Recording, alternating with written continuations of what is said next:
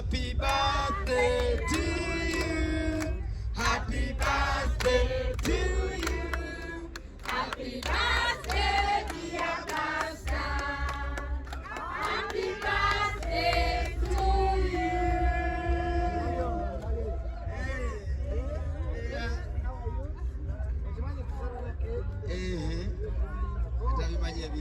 Okay. Okay, naye ekifaananyi bakifunye ekyo asemberawo baba namulaba abamawulire mumulaba kale tugenda kubala tugenda kubala tukatazikwa kwemu ku 0 ngo osala 9 8 7 6 5 mumulage wasala bannange musimu wapagenda kasalebwa anyway okay tukome ku 5 4 3 2 1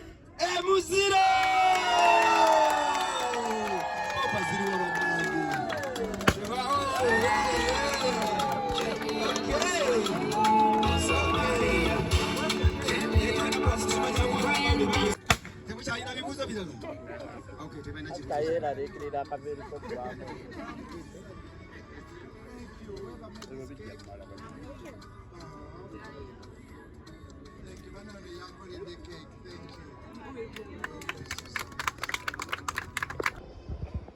Era yali muntu wa kitiibwa naye awugenda kufukawo ekyaki eno yava mu muyimbe ne batugereka abo bayimbi negenda mu miti bwetwakulanga Saturday Sunday mujjukire negenda mu tenti ezagwanga negenda Katonda wagituusiza nakuvugiranga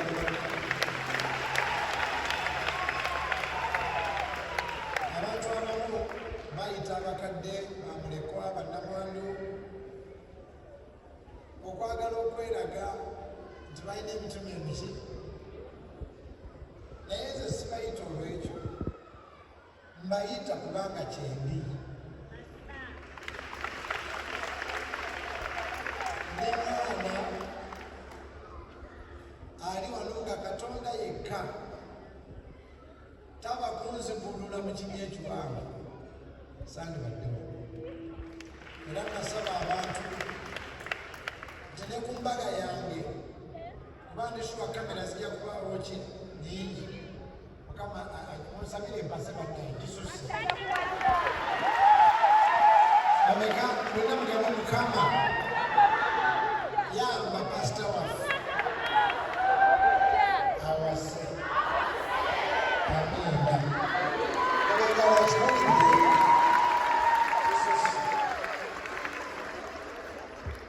ndagamba abantu nti ku mbaga yange njagala balondeyo okwenda ku street nga balabe bali abaana b'ebbala nsale nabo keke nabamujje fresh ku street ekyokizayo namenyanga okujjukiza ensi sebo wekitiibwa honarebo mwenda ab'ebitiibwa abali wano sitole ya Musa ani agimanyi Musa bwe yalondebwa mu kibaya surprise mwenda abatamanyi abadde bagala interview zange badde ntambula nnyo sisobola kwogera bigambo 2-3 nesiyogera ku balo oba mwabikette nga gospel music abantu bonna tebamwagala musigale nga muyimiridde bannange ng'abantu bonna bagamba bayimbi ba gospel bala mwoyo yajja n'angamba I'm going to take a risk ng'okolereyo ekiruvu ku Africana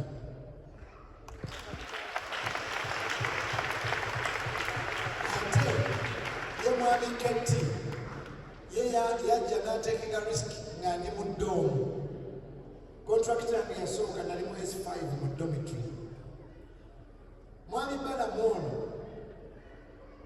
n'ennamba ye giyina off head kuba namukubiranga nnyo nga biganye nzijukira mwami bala mwono ye yantwala n'ankolera ekivulu emunyonyo speak resort n'atunula maasi nagamba mulembe bulungi Katonda nga ndaba sifisizza naye kasita terya bbanja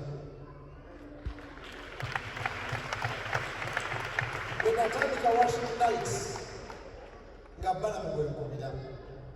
Mwami Balamu wanazeewo nnyo olumu ng'ayitawo nakunnambula bulambuzi mukola ki?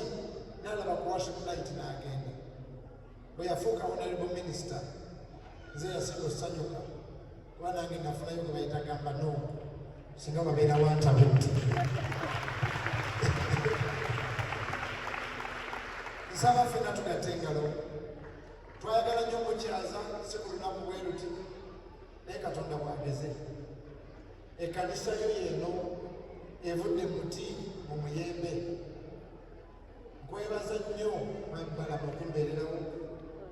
Wano waliwo bamulekwa, bannamwandu, abakadde, abalema, abaana ba ghetto. Nsaba tugatte engalo twanirize ow'ekitiibwa.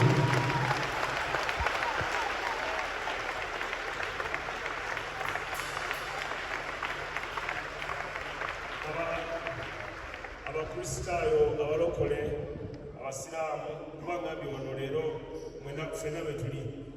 Nsanyuse nnyo okubeerako nammwe. Njagala mukubire muganda wange Pastor Wilson engalo za kumi esatu. Akati Pastor Wilson mu Buganda babayita munaku kawama. Akawama kenkoza ki? Keranza kokka. Naye ate ye mutuule bannange abasobola okutuula. Naye ate akasobola okuba keranza kokka naye ye yafunamu omukisa gwa Katonda. Abagambye mu famire ye kati yasinza okuwangaala. Ekyo nakyo mukikubireko omugalo gwa kya Katonda. Twali tukula Pastor Bugembe anyimbira bulungi. Nga babagambye nsigendangako okukola mukolo gwe ng'anoonya magoba naye ngamba kankole n'omusajja wa Katonda ono. Oba sikoze oba nkoze kankole ki? So nze njala kwebaza okubeera n'empisa ennungi ate obuteerabira. Abayimbi abasinga beerabira. N'akuvuma n'okuvuma ng'alinayo oluyimba lumu lwakubye ng'abuukabuuka. Naye zoono oluyimba lwange ndowooza olusinga okunyumira olumanyi. Lonti gye twalonkinga baluyitani. Komaweka anedda waliwo olulala. Lonti gye twakola katikati. Katikati yali Mukama njagala kumanya. Tuluyimbe ffenna. Mukama njagala kumanya. Mukama njagala kumanya. Ate ekisimu ekiringa etafaali. Beera n'enviiri ez'akaweke nga Yesu azimanyi. Oyo simiiti asinga omufaliso okutali Mukama. Kwate ekisimu ekiringa etafaali nga Yesu akimanyi. Kale njagala kumanya. Nafunye ennyota nga ne muwanvu nsigala ndokoka. Njagala kumanya.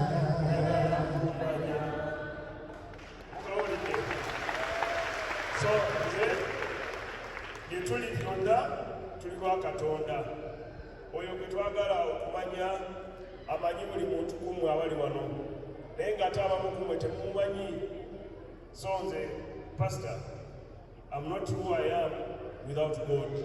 So nze njagala kwebaza ate njagala okwebaza mu ngeri enjawulo okusembeza abantu bannabyabufuzi bonna.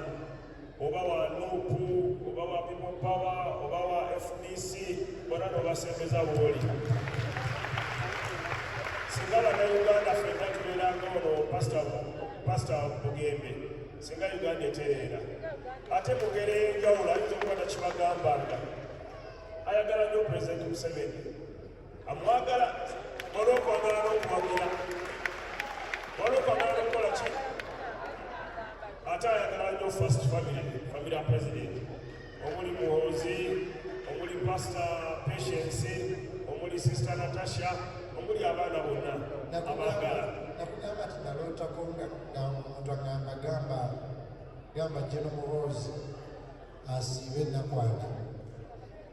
nakikugamba wali olina okingamba n'ogamba kyokyagala okuŋŋamba. nakigamba Chairman Toyota mutuuse simanyi mukama kyeyali agamba simanyi gye bamujja So ngenda kugamba ddala nakuligamba omuntu wange nti gamba omwami oyo n'ennyumba ye ne bakola nabo basiibe nabwana Katonda nga ndaba ku kituuzi tegeeza pasita wanga wano omusiibe bagamba kino muhoozi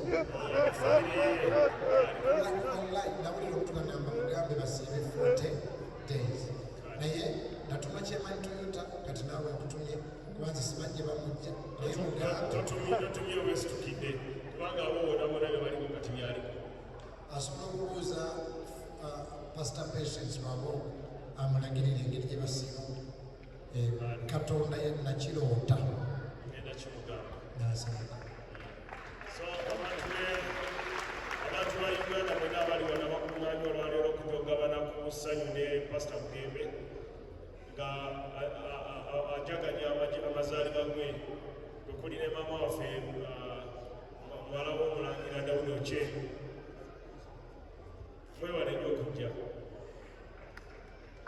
Pastor njala kubaza okulira abantu emmere okusalawo okugamba nti ogenda kusanyuka olwaleero osanyuke n'abatalina oba abalina naye naawe ogabaneko nabo nfuuti okusala keeke naye bali ettooke kubanga ettooke kye kintu ekiriwo abantu abangi omwakwata omunwe gumu n'akola ki.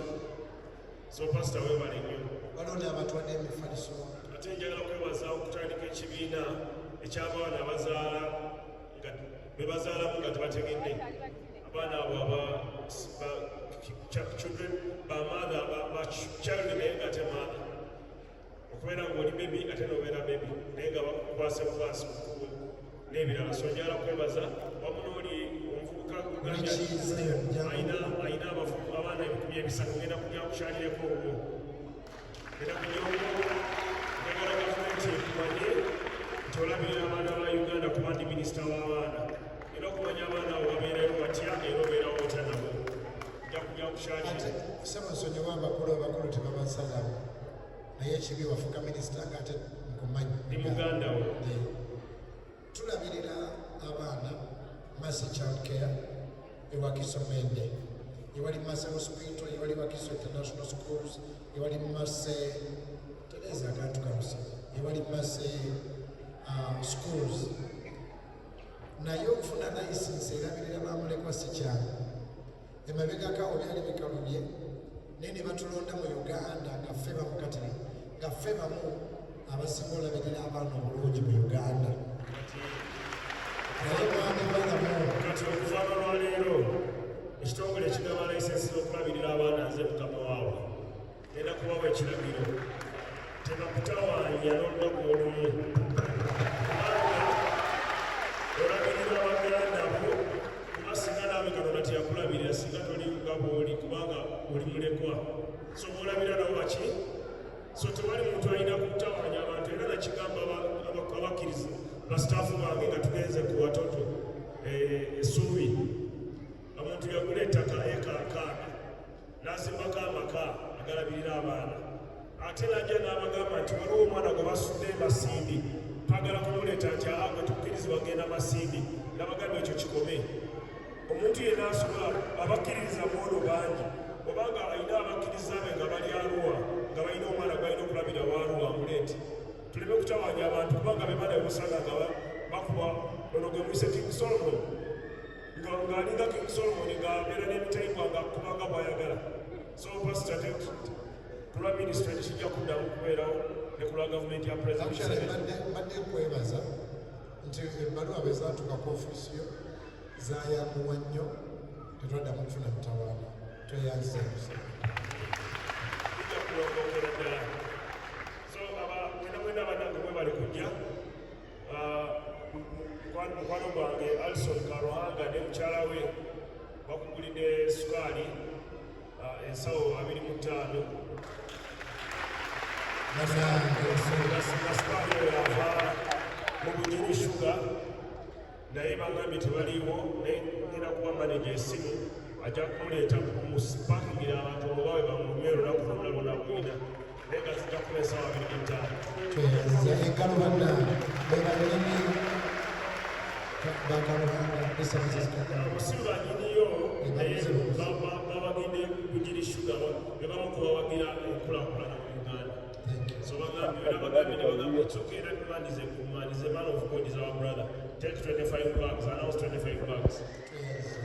Kati nze sobola kuva wano nga nsigambye nti ndeseeyo ndekeddeko omuganda wange bokisi za tayiro zaawe kakadde kamu.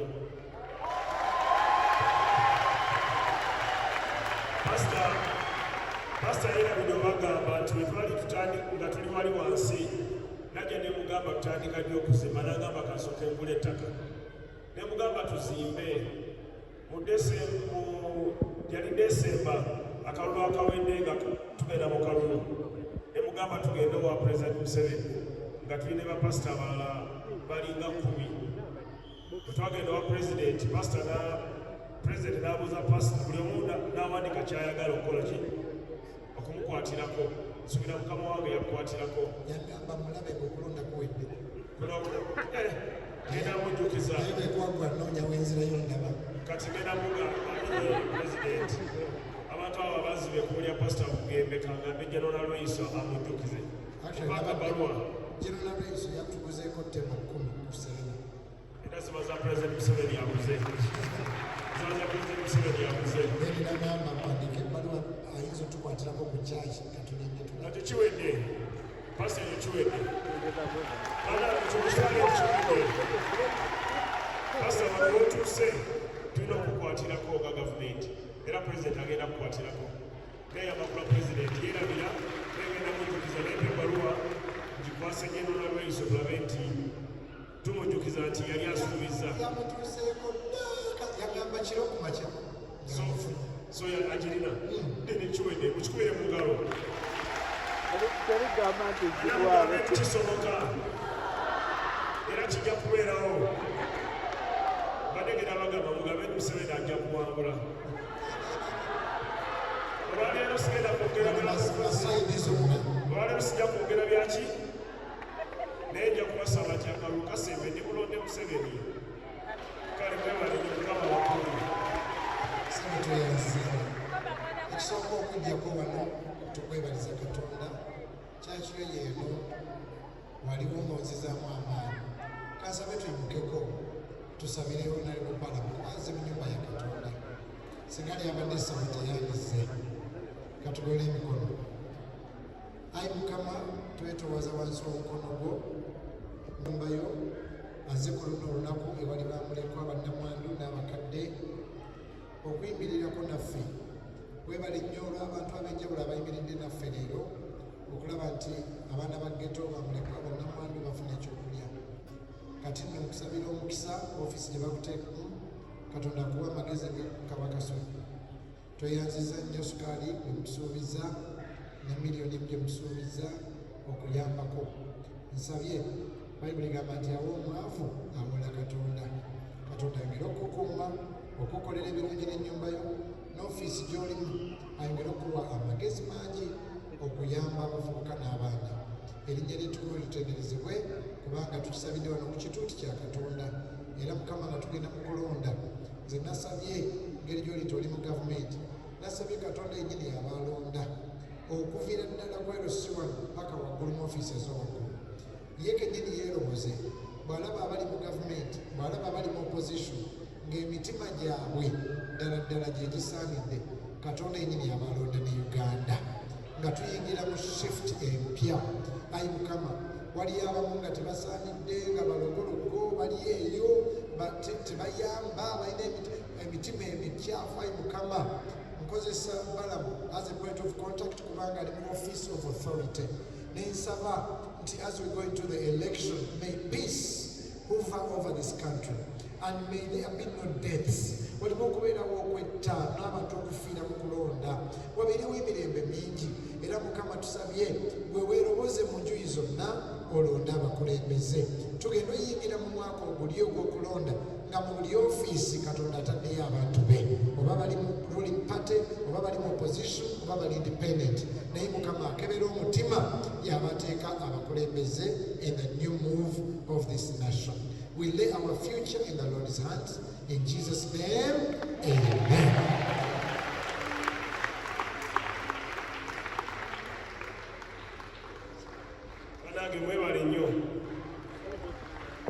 kubagabira mu lunaku lwayise Good Samaritan Day.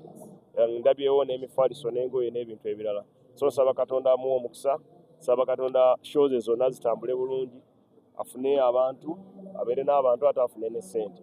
Mu ngeri enjawulo njagala Katonda amuyambe n'abakozi be. Eno kanisa eno we najjira wano yali wansi wali nga si nnungi, naye kati wenjiraba ndaba evuddemu ate si mu myaka teginabeera na myaka 10. So njala kwebaza Mukama olw'ekyo. Any other question? Abavubuka bonna mbasaba mubeere beetowaze, njagala mugonde ng'omuti ogugonda, kubanga omuti ogukakanyala gwe gufa omuyaga. Omuti ogukakanyala gwe gufa ki? Gwe gufa omuyaga. So mbasaba mubeere bakakamu, muleme kwetwala ng'ab'amaanyi, muleme kutambula nga mumalayo ekkubo ate ng'olina akabiri katono naye onywedde enjayo n'otambula ng'olowooza osobola okuba Museveni. So Pastor Bugembe yabeere kyakulabirako eri okusingira ddala abayimbi bannakatemba ne bapromota. Olwo lw'embeera awo nenda abapromota omu ng'asiiwusa empisa ng'ali mu kuvuma omuntu omukulu nga alinganga yamutereseza ssente ze n'agamba wampadde ssente entono zino ezitawera zino, bannange tubeere bakakamu. Onaabeera mukakamu ojja kuwangula. Ate mukendeze okunywa ebiragalalagala, enjayi, omwenge, sigala n'ebirala, n'abawala kwambala obubi. Kati ennaku zino mukola video nga mwambadde bubi n'olaga obuntu bwo nga tebulinganga buno obuwundo mumanyi buno buti obeera mu mayumba abamu nga bakulanga obuwundo naye ng'alaga wansi owakulanga obuwundo. I mean that is satanic. Tubirekera awo ebyo ebintu, tubeere decent, twagalane, tukole n'amaanyi ate tusobole okugabirira abo abatalina bwe tuba nga tulina. Ate bwe tuba mu buyinza, oba gwe president w'abayimbi, oba gwe president w'abapromota, oba gwe president waki, ffenna tumanye nti ku nsi tuliko ku bbanja. Katonda ssaawa yena ajja tugamba nti obudde bwe bukoze ki? Butusegenda. So abantu batujjukireko nti twali bantu balungi. Any other?